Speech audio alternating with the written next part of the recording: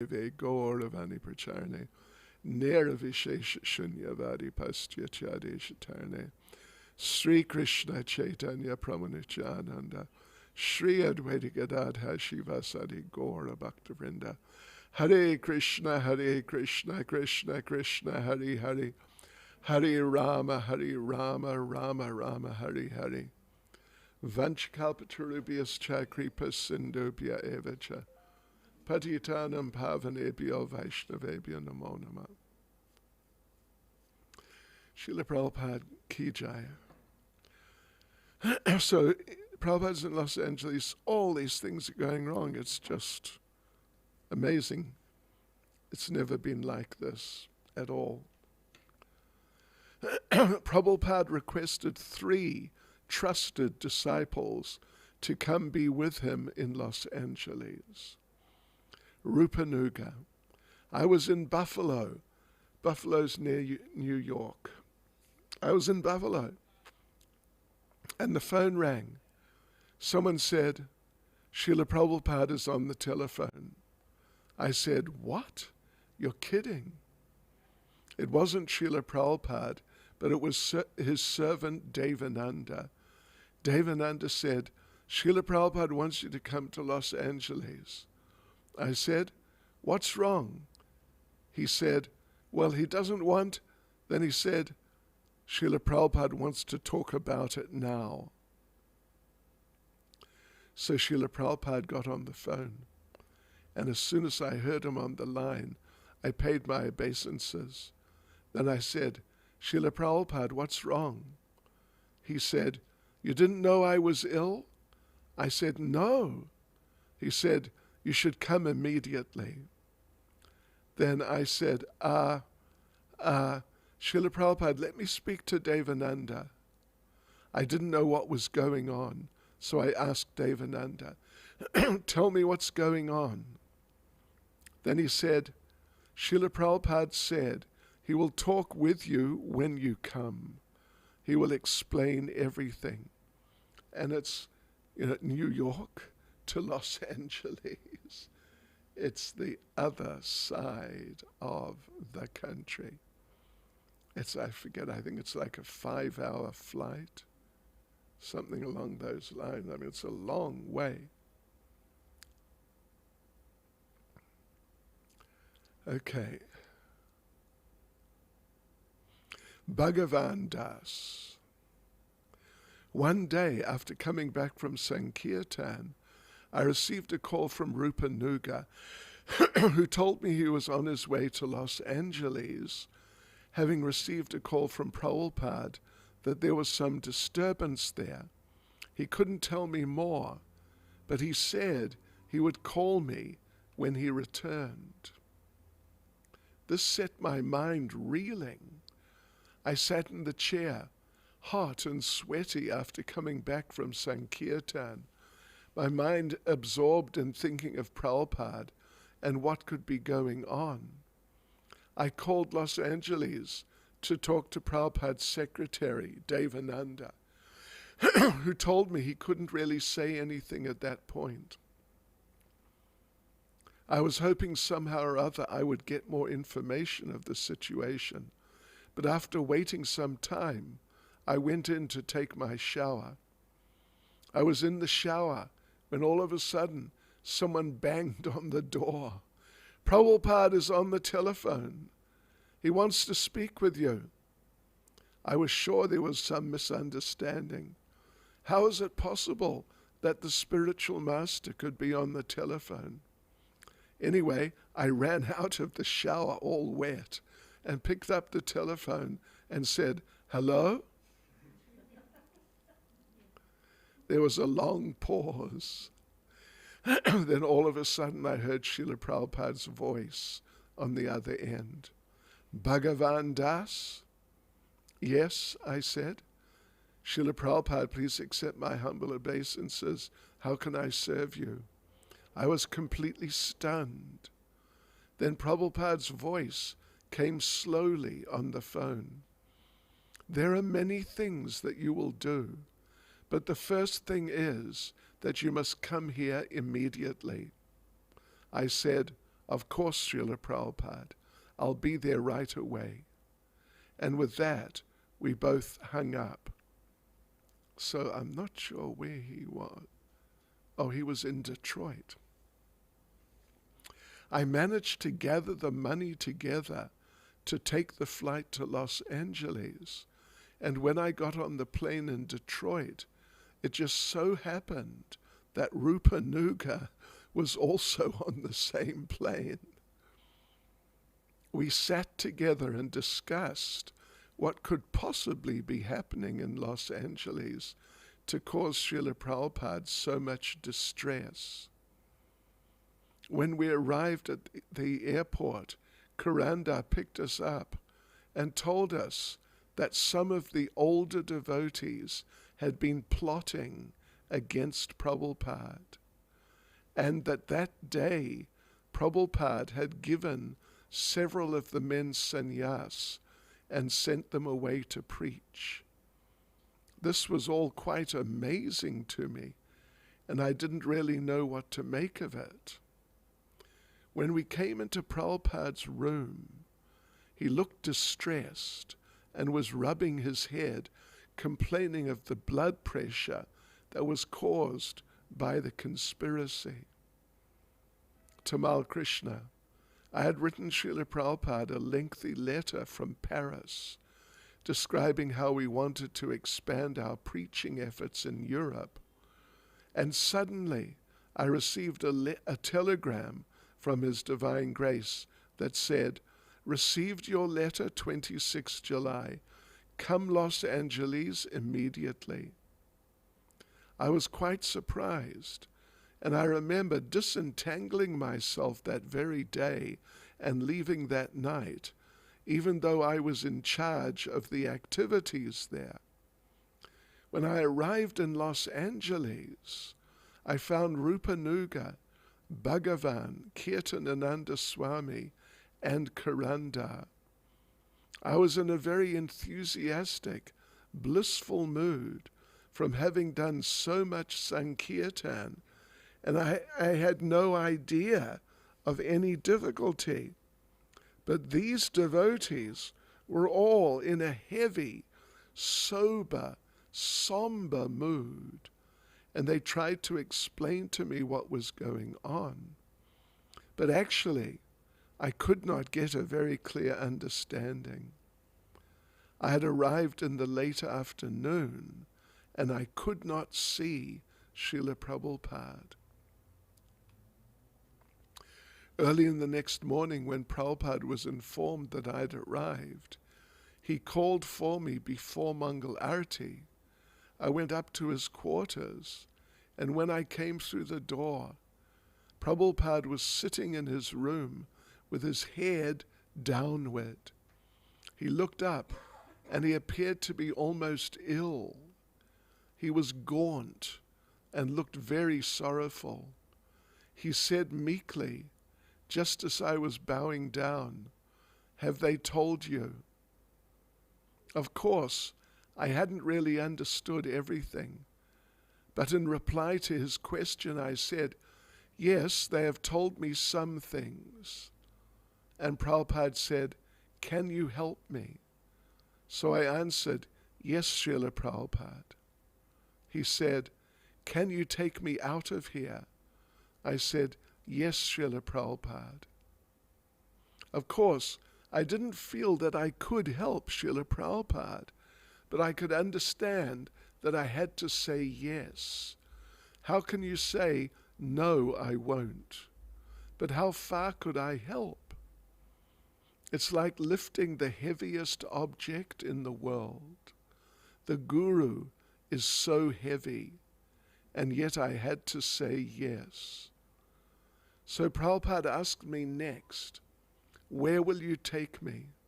And I said, "Well, we can go to Florida." He said, "No, that is not far enough." I said, "I could take you to Europe." He said, "No, that also will not be good. The problem may be there also."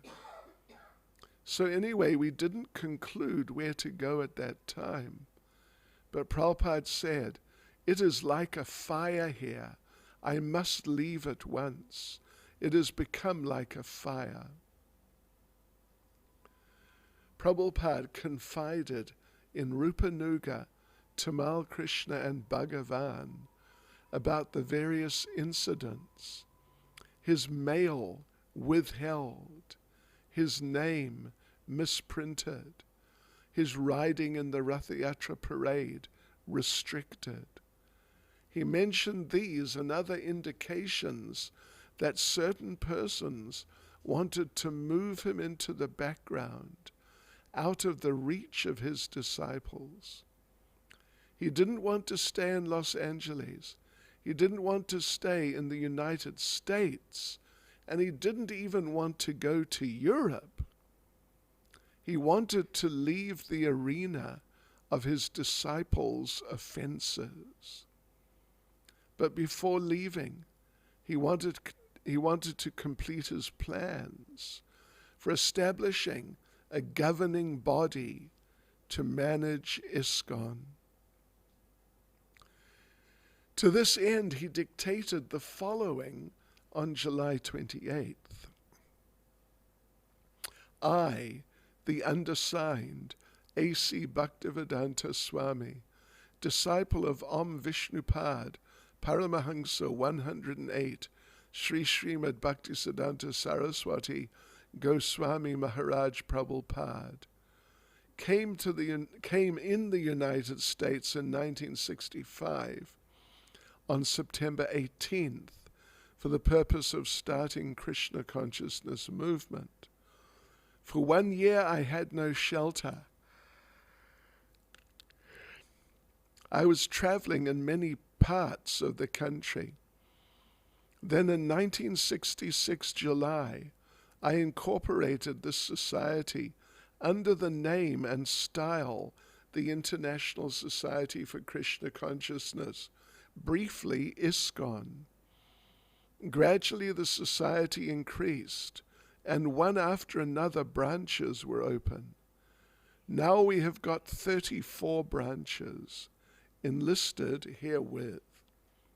As we have increased our volume of activities, now I think a governing body commission, hereinafter referred to as the GBC, should be established. I am getting old, 75 years old. Therefore at any time I may be out of the scene. Therefore it is necessary to give instructions to my disciples how they shall manage the whole institution. They're already managing individual centers represented by one president, one secretary, and one treasurer. And in my opinion, they're doing nice. But we want still more improvement in the standard of temple management, propaganda for Krishna consciousness, distribution of books and literatures, opening of new centers, and educating devotees to the right standard. Therefore, I have decided to adopt the following principles, and I hope my beloved disciples will kindly accept them. Prabhupada then listed the names of the 12 persons who would form the GBC. 1.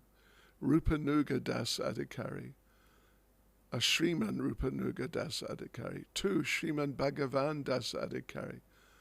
3. Shriman Shamsundar Das Adhikari. 4. Shriman Satsvarup Das Adhikari. 5. Shriman Karanda Das Adhikari. 6. Shriman Hansaduta Das Adhikari. 7. Shriman Tamal Krishna Das Adhikari. 8. Shriman Sudama Das Adhikari. 9. Shriman Bali Madan Das Brahmachari. 10. Jagadish Das Adhikari. 11. Shriman Hayagriva Das Adhikari. 12. Shriman Krishna Das Adhikari. Some of them are still alive. Who's still alive? Well, actually, I'm not sure. But some of them are still engaged in Krishna consciousness. These personalities are now considered as my direct representatives. While I am living, they will act as my zonal secretaries. And after my demise, they will be known as executors. Prabhupada further described the role of the sannyasis. I've already awarded sannyas, or the renounced order of life, to some of my students, and they've also got very important duties to perform in this connection. The sannyasis will travel to our different centers for preaching purpose, as well as enlightening the members of the center for spiritual advancement, unquote. Prabhupada's legal document went on to set forth general directions for the GBC secretaries. They should travel regularly to the temples in their respective zones to ensure that each devotee chanted 16 rounds and followed a regulated schedule, and that the temples were clean. His 12 GBC secretaries would relieve him of management, and they would rectify present and future difficulties within the society.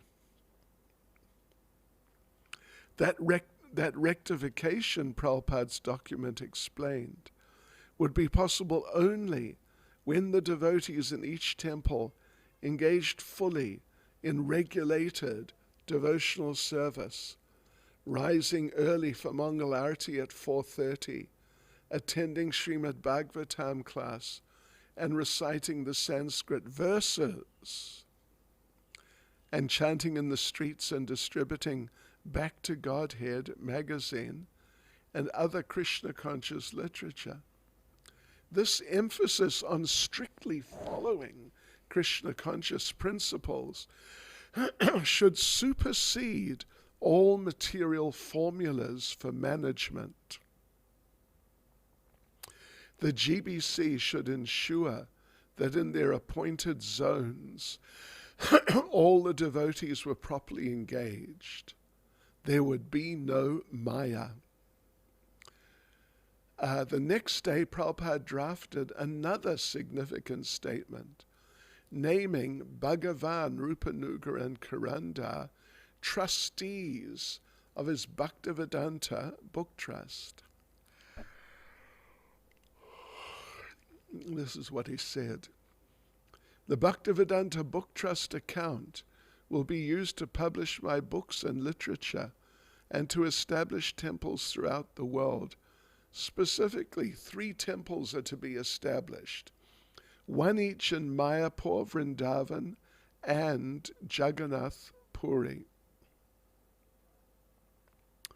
Since returning to America in 1967, Prabhupada had often said he would stay permanently in America as the adopted son of his disciples. Now, he revealed new plans. He spoke of going to India to preach and to establish large ISKCON temples. For the devotees who based their activities mostly in small rented houses, Prabhupada's constructing cathedral-like buildings in India was inconceivable. In India, Prabhupada said, he would teach his disciples how to preach and how to establish temples. Prabhupada picked a team, including 2 newly initiated sannyasis, to accompany him to India.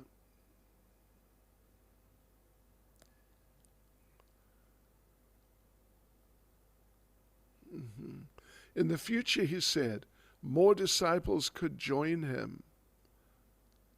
For India would become an important field of education, important field for Krishna consciousness.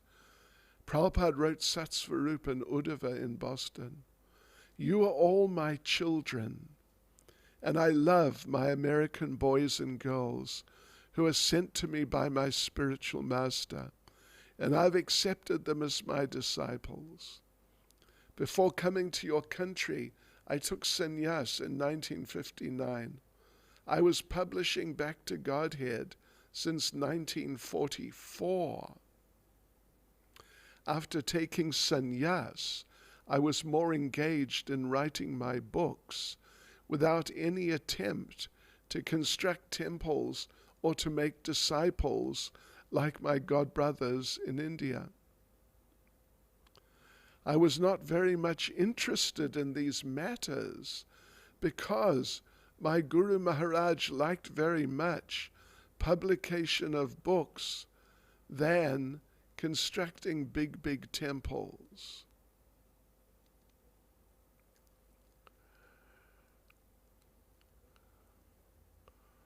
Where am I? And creating some neophyte disciples. As soon as he saw that his neophyte disciples were increasing in number, he immediately decided to leave this world. To accept disciples meant to take up the responsibilities of absorbing the sinful reaction of life of the disciple. Quote, at the present moment, in our ISKCON campus, politics and diplomacy has entered. Some of my beloved students on whom I counted very much have become involved in this matter, influenced by Maya. As such, there has been some activity which I consider as disrespectful. So I've decided to retire and divert attention to book writing and nothing more. Wow, so Prabhupada is intending to retire on the spot, more or less.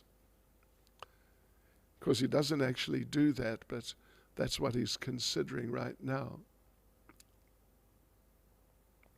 On July 31st, Prabhupada wrote Brahmananda and Gargamuni, explaining why he was leaving for India. Quote, in order to set example to my other sannyasi disciples, I'm personally going to Japan with a party of 3 other sannyasi students. Although it is beyond my physical condition, still I'm going out so that you may learn the responsibility of sannyas. I am fervently appealing to you all not to create fracture in the solid body of the society. Please work conjointly without any personal ambition. This will help the cause.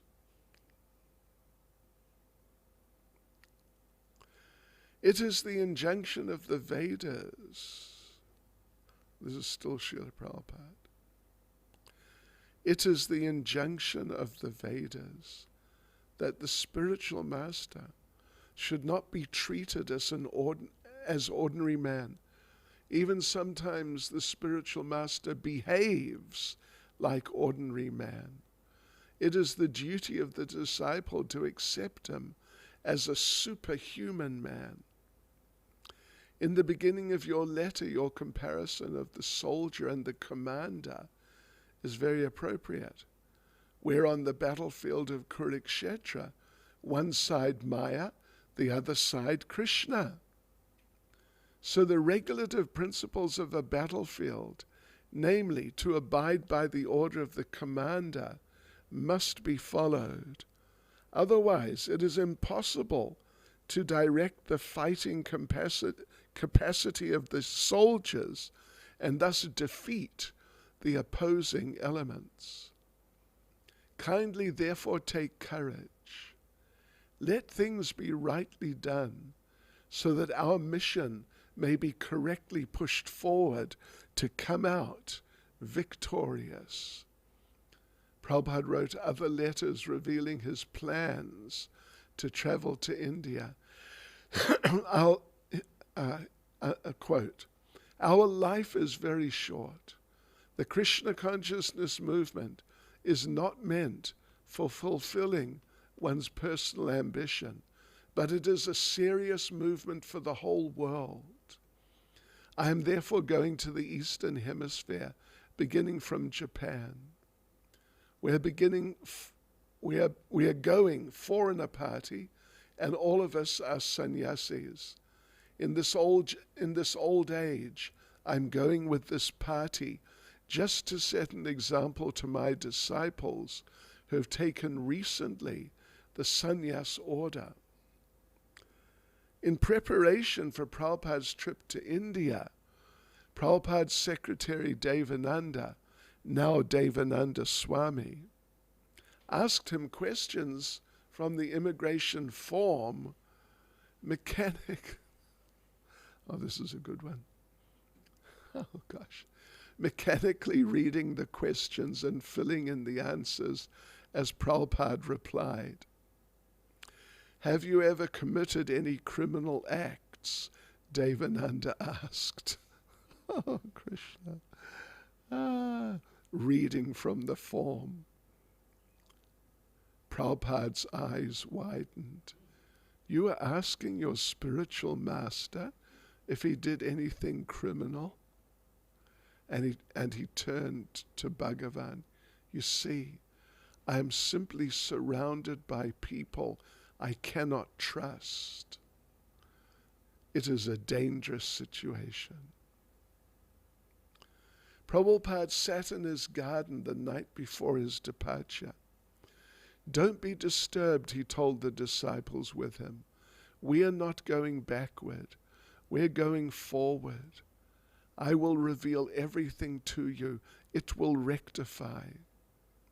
His strong words and criticisms, he said, had been to enlighten his disciples, to warn them and show them the subtleties of Maya. Karanda mentioned that the temple leaders had arranged that only a few devotees go with Prabhupada the next day to the airport. "Where did this idea come from?" Prabhupada asked. "Srimad Bhagavatam instructs that when a saintly person leaves your company, all present should follow the departing vehicle as far as possible until it is out of sight." So the next day, the devotees all accompanied Prabhupada, chanting and dancing behind him through the long corridors of Los Angeles International Airport. After many months with them, he was now leaving. Devotees cried. Prabhupada, dressed in new garments, his head freshly shaven, looked effulgent. He sat in the departure lounge, head held high, as grave and unfathomable as ever.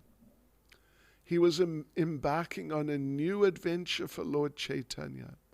He was old and might not return, he said, but his disciples should continue the Krishna consciousness movement seriously. "If you follow this new schedule," he said, "you will keep Maya from attacking." And then he left. Hare Krishna.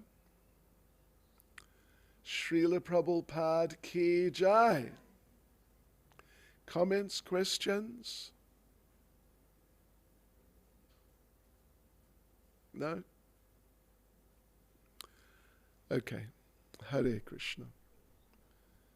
See you tomorrow.